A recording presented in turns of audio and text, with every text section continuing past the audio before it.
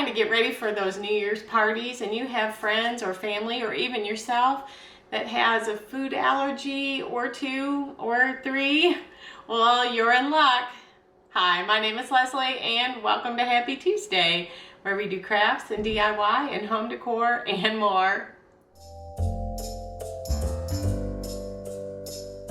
This is Ginger, and she's not going to be helping me cook today. Today I have 10 some savory and some sweet recipes that have at least one allergen replaced with a different item, whether it's gluten or dairy or soy or wheat or eggs or whatever your allergy may be. There should be something here for you. So let's get started. We are going to start with the sweet snacks, and the first sweet treat that we're going to make is potato chip cookies. Right, so this is my sister-in-law Carol's recipe, and we call it potato chip cookies, although there's nothing really cookie about it other than its shape. They're super simple. You just need almond bark, which is not dairy or soy free. You can find alternatives, melting chocolate that is both dairy and soy free, but this is gluten free, and some cocktail peanuts and a bag of potato chips. So the first thing I'm going to do is take a glass bowl and melt the chocolate. Now when I'm getting ready to melt this chocolate, I like to take it apart into its individual sections and place it in the bowl. That increases the surface area and then it melts faster. This whole block of almond bark only took about 2 or 3 minutes to melt. And while that is melting, I'm going to put some parchment paper on this cookie sheet.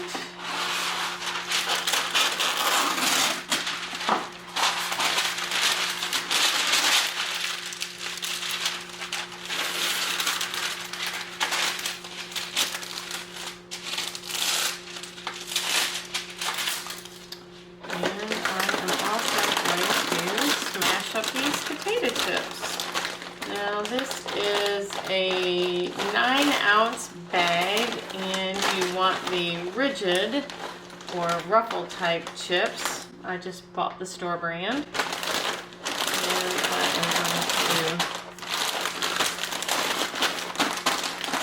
smash those up, and then I'm going to take this 12-ounce container of roasted and salted, not dry roasted, so they're cocktail nuts, and you want the kind without the skins on them. And I'm going to pour that whole container in with the chips. And 2 minutes, melted it all. So just 2 minutes on high.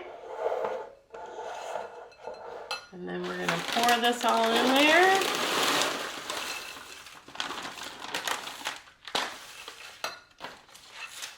And stir it together.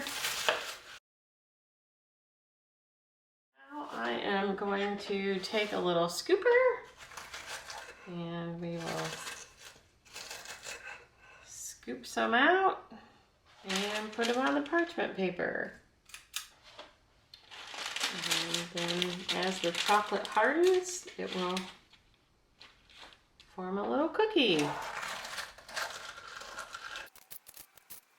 Alright, so I do believe these are all ready, and I've got a little tin here I bought at Michael's, 50% off, and they just come off like this. So delicious. Don't forget to stay until the very end, where I'll give you a hint about next week's projects. Now we're going to make maple cinnamon candied pecans. This one is 3 ingredients and super easy. Takes about 15 minutes. And so we're first going to start with a 1/4 cup of maple syrup. I'm using real maple syrup, which is probably the preferred maple syrup to use. And you will pour that directly into a saucepan. And into that we are going to add 3/4 of a cup. That would be an awful lot. 3/4 of a teaspoon of cinnamon directly into our pan with the maple syrup. I've got a little 1/4 teaspoon here, so we'll put 3 of those in. When my mom taught me how to cook, she always made sure that we could do the math that went along with cooking. So it was more of a lesson, not just cooking. And I found as I was cooking with my kids when they were little, and now my grandkids, it also becomes a lesson. So I'm going to turn the heat on here. And we are going to mix this cinnamon in with the maple syrup. And once it is completely immersed together, then we will add in 1.5 cups of pecans. And again, I am using the half pecans. This is just the store brand. We have pecan trees on our property. Well, some left, but the squirrels eat all the pecans and we get very little from our own property, so I end up having to buy them. And last year in our drought, we lost 4 or 5 maybe of our pecan trees. That was a sad day for sure. All right, so now we are all mixed together and we are going to pour in 1.5 cups. That'll be about right there. And it'll go directly in here. Now we're gonna coat these pecans until they are all coated, and then we are gonna stir and stir and stir until the maple syrup actually becomes maple sugar. And once the pecans are no longer sticking together and you don't have any liquid maple syrup left, then it will be done. So I've got them all evenly coated now. And while I am waiting for all that to go together, I will go grab some parchment paper. All right, that maple syrup is bubbling away now. So I am going to continue to stir. So you want to keep stirring this as it is getting thicker and thicker, because you don't want your pecans to burn. It smells so good, but you can see it's getting thicker, and as it gets thicker, they're getting sticky. And so we're getting close, because once they're done being sticky, then it'll be sugary. All right, so you can see now it's looking sugary on our pecans. And so we are going to give it another quick turn. There's still a few little wet spots left in there. And once we get that little turn all done, then I am going to turn off our heat and we're going to spread onto the parchment paper. And you can see in the pan, it's got sugary goodness in there. And out here on our parchment paper, we can let these all cool, and then they will be ready for eating. Now let's move from our candy pecans to chocolate covered things. So lots of people love to have chocolate covered pretzels, and you can buy them all over the stores unless you can't eat gluten or wheat, and then you have a problem. So since I fall in that category, I have found these pretzel crisps at Walmart. You can get them at all kinds of different places. I think Kroger carries them, Albertsons, lots of the grocery stores in their gluten-free section. So you can get these, or I found these FitJoy, and they carry these at our local grocery store and several other places. And these are more allergen-free, gluten-free, nut-free, dairy-free. Yeah, I don't think this has any dairy either in it. So if you want the traditional type of chocolate covered pretzels. And then of course we're going to use almond bark again, and if you have a dairy or soy allergy, then you'll need to find a different type of meltable chocolate. But we are going to make some in white and some in brown. All right, and while that is melting, we're going to take some of these candy rolling pin. Oh, that worked perfect. Now, one of the things that I like to do after I've made these is to take the leftover chocolate and make it into a chocolate bark. The white chocolate I especially like to do with the peppermint pieces. All right, now we're going to dunk some of these pretzel thins into the chocolate, and I like to use a chopstick to get them out. And we'll add a little bit of peppermint on the top of this one and get some in the white and some of the dark. And then we will move on to the traditional pretzels. We will take some of these and drizzle the opposite chocolate on them. We can add peppermint pieces to it, and then we can throw some pecans into that chocolate and make chocolate covered pecans. If you had some gluten-free Oreos, you could dip those too. Now, I haven't been gone all that long, but I did want to show you something. As your chocolate starts to get a little hardened, then you just throw it back in the microwave and voila. So once I have that all done, and I still have some white chocolate left over, I am going to make this into a chocolate bark. Super simple. Just spread it out on parchment paper, add some peppermint pieces, and let it dry. All right, everything is hardened and ready to be put up. Look how delicious all this looks, and they make great gifts to give away too.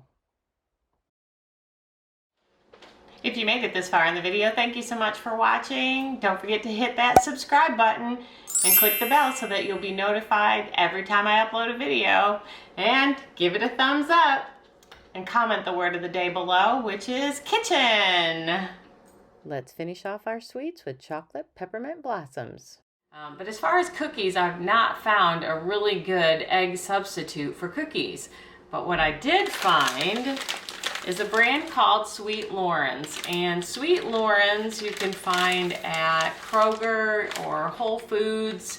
I haven't checked on Amazon to see if they're available on Amazon, but they are all the things free, except for obviously calories and sugar. But they don't have eggs, they don't have wheat, they don't have soy, and they're also dairy free. And you know, the cool thing about this is it comes in a package of 12. They have all kinds of different flavors: sugar cookie, peanut butter.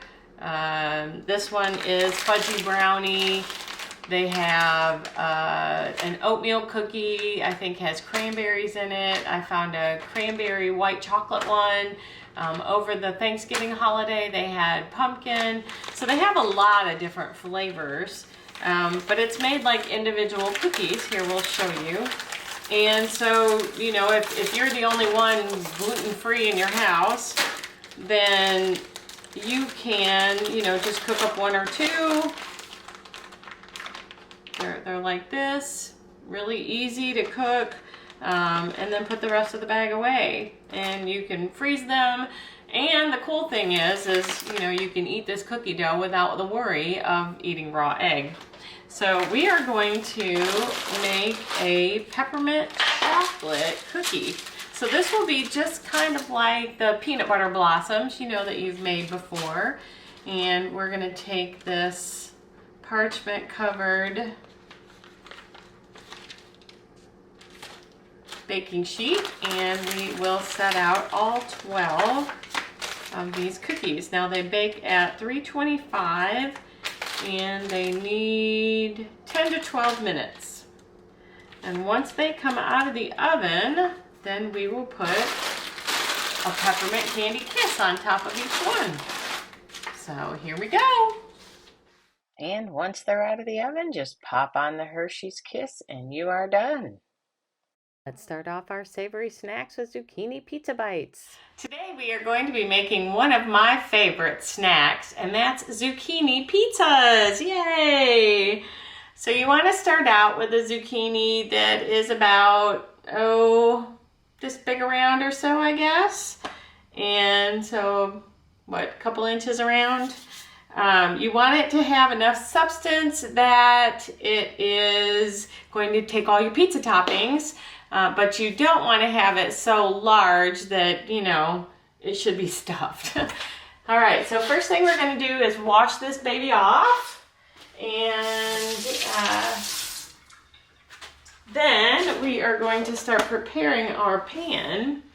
I have my handy dandy cast iron I love, but you can use whatever non-stick pan you would like. And I'm going to preheat it with a little bit of olive oil. Now while this is preheating, I'm also going to preheat the oven to broil. Now we are going to get a handy dandy knife here, and we are going to cut slices about of 1/4 inch thick. You want it, again, thick enough that it's going to take the pizza toppings, but not so thick that it becomes more of a, chunk. All right, so I'm going to cut this zucchini all the way, and then we will start cooking the zucchinis in our pan. Now we're gonna cook it until it's a little bit browned, and then we will take it out and put it on our pan. Now this, as you can tell, is a very loved Pampered Chef stone. I've had it for decades. All right. And we're gonna brown these until they are brown on both sides. Now the other ingredients that you're gonna need is some pizza sauce or marinara. I just grabbed my go-to ragu. And I like to use the little mini pepperonis because then you can have, a couple of 2 or 3, 4 pepperonis on your pizza. Otherwise, if you get the larger size pepperonis, it's just gonna be 1 pepperoni. So you can use either, regular pepperoni, or they have a vegan pepperoni if you want to make this vegan, or they have turkey pepperoni if you want to make it a little healthier. And then you're going to need some finely shredded mozzarella cheese. I just have the store brand. And again, if you want to make it vegan, or if you need to make it dairy-free, they have all kinds of the dairy-free cheeses. And the last thing that I put on mine is a little bit of Parmesan cheese. All right, so we're going to pull these out of the pan, and we're going to put them here so you'll see they're nice and brown on both sides. And we're going to turn our pan off and move all these over here to my stone. All right, we are now going to go in with our toppings. I like to start with about a tablespoon of the pizza sauce, and then add the pepperoni and the mozzarella, and then it will be ready to hit the oven. I broil it just long enough to get the mozzarella cheese melted and a little bit brown on the top, and then we'll be ready to eat. All right, they're ready to come out of the oven.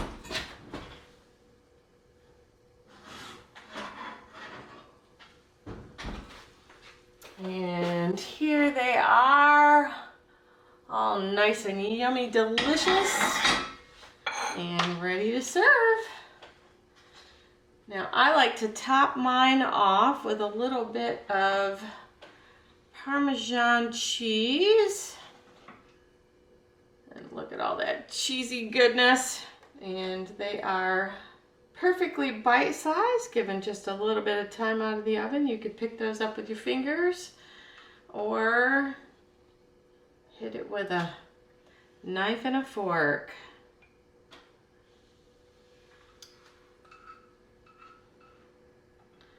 ready to serve, and oh, let's take a nice bite.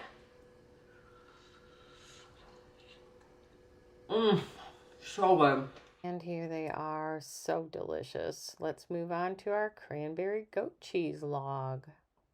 Okay, so for those of you that have a dairy allergy, we are going to be making a goat cheese spread. For this, you will need cranberry sauce. Now, this is a great recipe to make after Christmas dinner or after Thanksgiving dinner when you have some leftover cranberry sauce. You'll also need some dried cranberries, some pecans, and some walnuts, and then a little bit of parsley. And the first thing we're going to do is heat up some of this cranberry sauce, and it is going to go in the bottom of our serving dish.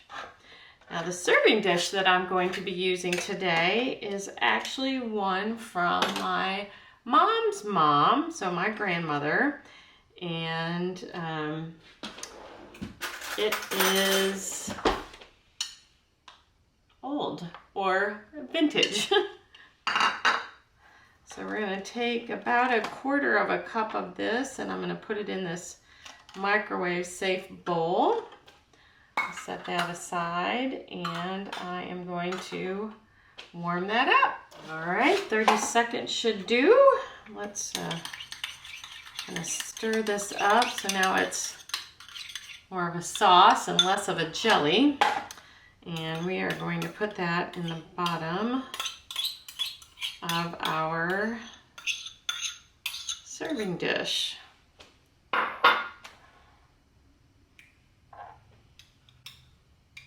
So then our goat cheese will sit on top, and we're going to set that aside. Now, to a small glass container, we are going to put in a tablespoon of dried parsley, or fresh if you have it, 1/3 cup of chopped dried cranberries, 1/4 cup of chopped pecans, and 1/4 cup of chopped walnuts. Once we get all that in there, then we will mix it gently and get ready to roll our log. And then we're going to take our goat cheese out of its little container.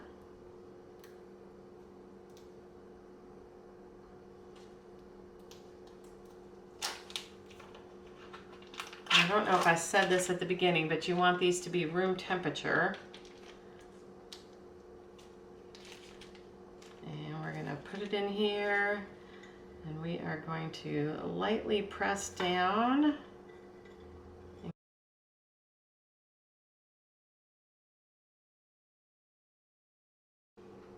Beautiful. Now, let's set this aside. So you could do some of the gluten-free pretzel crisps in here, or you could do graham crackers. Now, this is a brand that I found at a place we have here called Family Nutrition. They also carry them actually on Amazon, this Pamela's Honey Graham. So you know, with the cranberries, it could give it a little sweet flavor with that goat cheese. Now, these are egg-free and wheat-free, and I believe soy-free, but they are not completely dairy-free. So if you made this for people who are dairy-free, then you would not want to use these. We've also got this Simple Mills Organic. Now, my favorite are the seed flour ones. They make them in an almond flour. But these are really delicious gluten-free crackers. And if you're looking for something more along the lines of a Ritz, this Char Entertainment cracker. These are gluten-free and egg-free. They are also dairy-free, but they do contain a little bit of soy. So if you have a soy allergy, these wouldn't be good. But you have enough options that you could find something to meet everyone's dietary needs. And that's our goat cheese roll. And yum. Now let's go on to a crowd pleaser 7-layer dip. Now on to one of my family's favorites. This is called a 7-layer dip. And the first thing that you're going to want to do is take your 8 ounces of sour cream and you're gonna mix in a whole package of the taco seasoning. You want to mix it up really well so that you don't have globs of taco seasoning, because that's not going to taste very pleasant if you run into that bite. So I mix it really well together and make sure that it's all thoroughly blended before moving on to the next stage. Now for the refried beans, you're going to need 2 cans, and these are 16-ounce cans. You're going to need 8 ounces of guacamole, 8 ounces of sour cream. I'm using 8 to 12 ounces of salsa, 8 ounces of sharp cheddar. I've got 2 tomatoes this size, and then how many ever of the black olives you want. I just got a small container. Black olives aren't, well, olives in general aren't my favorite, but I do like the way they look and the way they eat on this particular dish. My family would make fun of me though. It's kind of like growing up, I didn't like sour cream and I didn't like onions, but I would eat French onion dip until it was coming out my ears. It was my favorite, so go figure. All right, once you've got that all mixed up really well, then we are going to start putting it all together. So let me move some of these things out of the way. And I've got a 9x12 baking pan.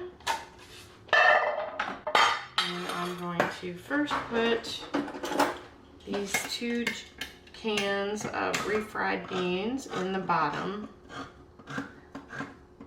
Now you could do these layers in any order you want. You can leave out a layer, maybe except for the refried beans, because that's kind of your base. But you know, if you wanted to just do without the dairy and not do a dairy-free, you could leave out the sour cream and just mix the taco seasoning in with your guacamole. Some people don't like guacamole, so you could leave that layer out and just move on to the next layer.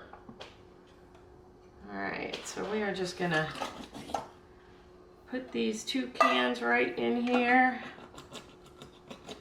All right, so we're gonna take a spatula and we are going to smash this all down. Now it doesn't matter what brand of refried beans you use. And I suppose if you had some homemade ones, that would work too. Cook down your own pinto beans and did whatever it takes to make them into refried beans. I don't know, because I've never done that. But just use whatever is your favorite. And we're going to get that all good and spread out here in the pan. Once the beans are all spread out, we're going to add the guacamole right on that. The next layer after that will be your sour cream and taco seasoning layer. And if you don't want to use regular sour cream, you could substitute a vegan or dairy-free brand. And the layer after that will then be our salsa. And you can use whatever types of salsa you want. After that, we will add on the shredded cheese and then dice up some tomatoes and put that on and finish it off with our sliced black olives. Don't forget to drain the pan before you sprinkle those on top.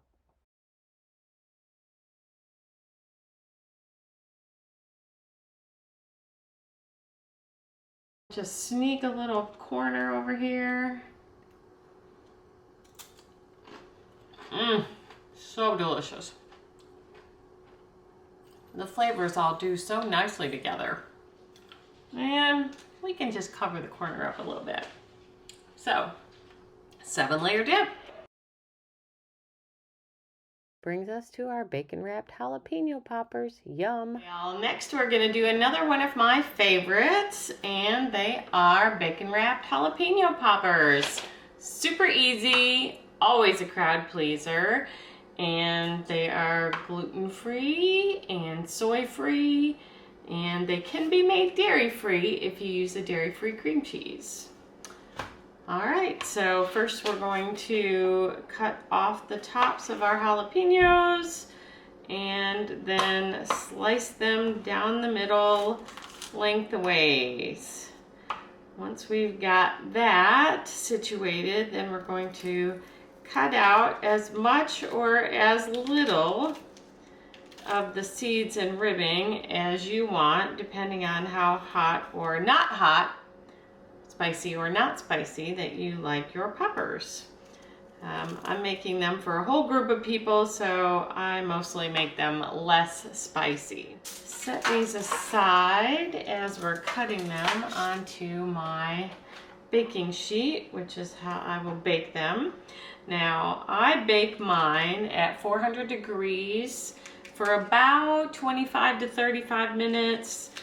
Really just depends on your oven and how crispy you like your bacon.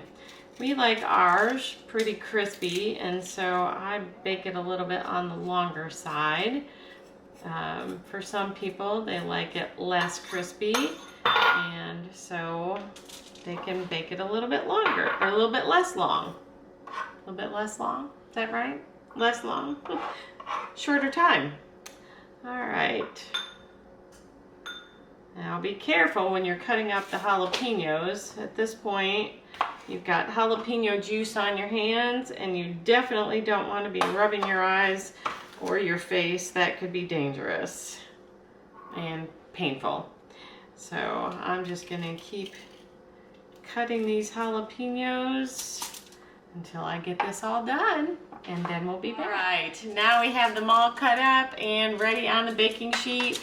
I always cover the baking sheet in tin foil. Obviously you're gonna get bacon grease as these cook down, and it just makes cleanup a lot easier. Now the filling is just cream cheese, and so the next thing that we are going to do is fill them with cream cheese. Now when you cut them in half, then you want to make sure that you get them large enough that you have a little boat to fill with cream cheese. I usually get mine about 2.5 inches long. I think that makes for a good popper size. And once we have the cream cheese stuffed into the middle, then we will wrap them in bacon. It doesn't really matter what brand of bacon or anything that you get. I usually use a cheaper bacon. It's thinner, and I think it makes for a good popper. So let's just get a handy dandy little knife here, and we're gonna start filling. I usually use about a tablespoon of cream cheese in each one, and then I take between a half and a whole slice of bacon and wrap until it's completely covered. So they are all wrapped in bacon now and ready to go into the oven. I am just going to take a couple and put on my little stone here, and then the rest of them, and I'll put these in the oven for us to share now. And the rest of them I'm going to cover with foil and put them in the refrigerator for tomorrow. I smell poppers.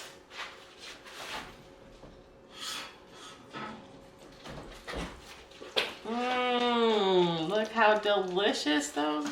If you eat them too hot, you will burn the inside of your mouth, and it is not a happy thing. We're gonna take one right here and cut a piece off. Look how delicious. So yummy. Your guests will surely love them. Here is our popper, and on to our final dish for savory, sausage balls. Our next recipe that we're going to make is gluten-free sausage balls. Now these are great as an appetizer. They're also great as a breakfast edition or a brunch edition. And super easy, few ingredients, and 375 for 20 to 25 minutes in the oven, and voila. So we are going to start with breakfast sausage. You'll need 1 pound. And once we get our sausage all in there, we'll add an 8-ounce package of softened cream cheese. We'll also add in 8 ounces of shredded cheddar. I like the finely shredded, and I prefer sharp cheddar. And then 1.25 cups of that gluten-free Bisquick mix. They do make a non-brand, I think I've seen it at Walmart and a couple other stores, biscuit mix that is gluten-free. So feel free to use whatever you can find. And you'll notice that it's made with mostly rice flour, so it is much finer than regular Bisquick. Now, once you've got all the ingredients in there, I started mixing it together with a fork and quickly stuck my hands in there and mixed it together, kind of like a combination meatloaf slash bread dough. Now a nice big ball, and you can either use a scoop or just pick them off and make them about inch and a half size balls. And then we will put them on our cookie sheet. I covered mine in tin foil, and then, as I said in the beginning, they will be in the oven for about 20-25 minutes at 375. Right, they are all on the pan now, and I made them probably a little on the bigger side, and I got about 3.5 dozen. You could easily make it 4 dozen, just make a few of them a little bit smaller, and into the oven they go to bake for 20 to 25 minutes. And the sausage balls are now done. Look how delicious that is.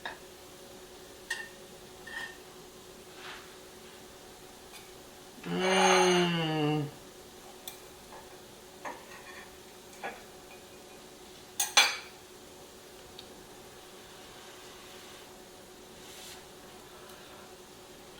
Oh, so delicious. They are going to be the hit of the party. And look how delicious those sausage balls are. Today has been a lot of fun. Thanks for hanging out with me. I really did enjoy our time together. Now, since you stayed to the very end, this is what we're going to be working on next week.